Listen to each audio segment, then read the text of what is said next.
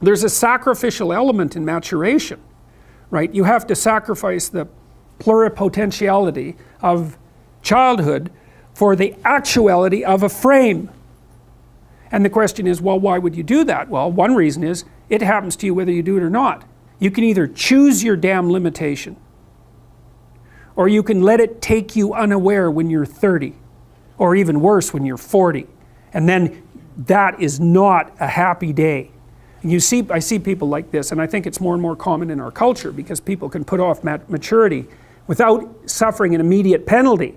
But all that happens is the penalty accrues, and then when it finally hits, it just wallops you. Because when you're 25, you can be an idiot. It's no problem. Even when you're out in a job search, it's like, well, you don't have any experience and you're kind of clueless. It's, yeah, you're young, it's no problem. That's what young people are like, but they're full of potential. Okay, well, now you're the same person at 30. It's like people aren't so thrilled about you at that point. It's like, what the hell have you been doing for the last 10 years? Well, I'm just as clueless as I was when I was 22. It's, yeah, but you're not 22. You're an old infant, right? And that's an ugly thing, an old infant.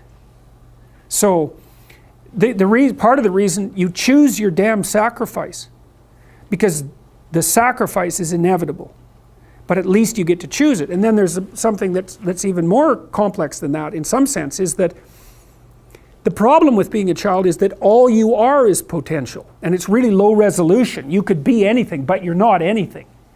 So then you go and you adopt an apprenticeship, roughly speaking, and then at least you become something.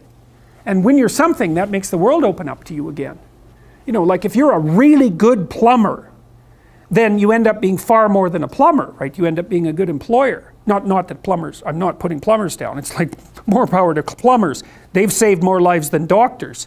So, hygiene, right? So, if you're a really good plumber, well then you have some employees, you run a business, you train some other people, you enlarge their lives, you're kind of a pillar of the community, you have your family. Once you pass through that narrow training period, which narrows you and constricts you and develops you at the same time, then you can come out the other end with a bunch of new possibility at hand. And Jung talked about that. He thought that part of the proper path of development in the last half of life was to rediscover the child that you left behind as you were apprenticing. And so then you get to be something and regain that potential at the same time. Very, very smart. Well, he was very, very smart, so that's very wise thing to know. So, yep. Sacrifice. And we'll talk more about that too. You get to pick your damn sacrifice. That's all. You don't get to not make one. So you're sacrificial whether you want to be or not. That's a good thing to know as well. So even though it's rather, it's a rough thing to figure out. You can go to university to not be something instead of going to university to be something. And it's Pleasure Island. And the price you pay for it, especially in the US, is debt. And you're enticed into it because the administrators can pick your pocket.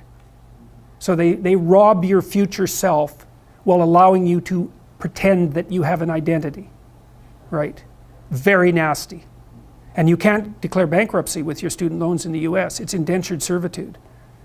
And it's precisely Pleasure Island. It's exactly that. And so tuition fees have shot way out of control. And part of the reason that universities don't make more demands on their students and let them get away with all the things they let them get away with is because they're basically, why the hell would you chase them out?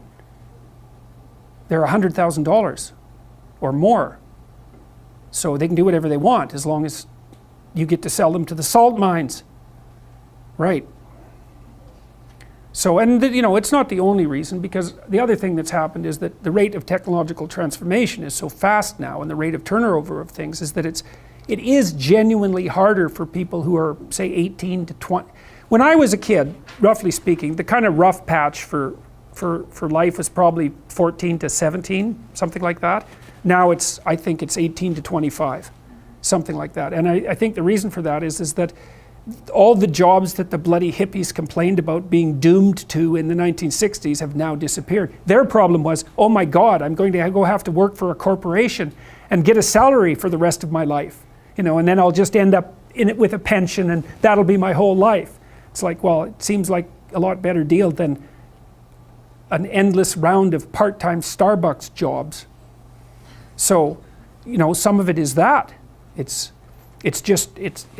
there's a space now in our culture that is lacking for people to make that transformation from adolescence into adulthood. And so it's the cost of that is forestalled. It's not a good thing.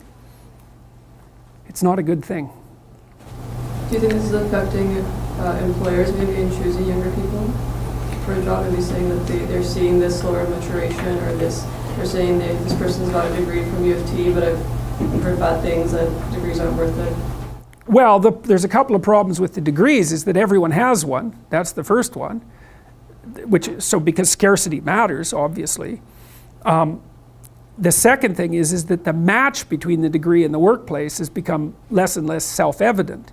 You know, what should happen when you go to university is you should learn how to think and formulate arguments. You should learn to think, speak, and write. That's what the humanities are for. They're to make you dangerous, right? Because if you can think and speak and write, you're deadly. In a complex job, you're exactly what's necessary. But if you don't have that, it's like, what the hell good is the degree? So, I mean, degree in English literature doesn't prepare you for a job. It could make you think, write, and speak, which prepares you for any complex job, and that's what's supposed to happen. But increasingly, I think that doesn't happen. And the employers are waking up to this very rapidly. So, and they've already known that for most complex positions, they have to train their people. Now they're thinking, well, why do I have to bother with the degree if I'm going to train them, if it isn't bringing anything of value? You see this even in fields like law. We also seem to be tightly selected for the capacity to cooperate and compete, so that multiplies our cognitive ability. That's a huge part of it. And then we also seem to have constructed ourselves, so to speak, through sexual choice into these general purpose problem-solving creatures. And so we've internalized some of the Darwinian process. So you think, well, most animals will produce variants of themselves physically, and then most of those variants die. But human beings have built a mechanism, let's say, that's like a game engine. I think that's a really good, you know how there are game engines now that people have devised, they're computational devices, and you can take a game engine and you can generate games with it, like computer games. So the game engine is a mechanism for producing games. Well, that's what our brains are like. Our brains are game engines for producing games. And so what happens is that when you think, you produce an avatar of yourself, you produce a fictional world that avatar inhabits, and maybe you produce multiple fictional worlds and multiple avatars. That's the you that could be tomorrow, which is what you're doing when you're planning. And you walk the avatar through its potential routes, and those that look good you keep, and those that don't look good you kill. And so then you can embody the ideas that you keep and act those out, and hopefully the idea is that when you embody them, you're successful and you don't get killed. And so we've also when we've been selecting each other for cognitive prowess, we've been selecting ourselves for the ability to generate avatars out of ourselves and kill them instead of dying. It's unbelievably brilliant. And that's really akin to the human discovery of the future, right? The future is a place where variants of you could exist. It's something like that. And other animals don't seem to be able to do that.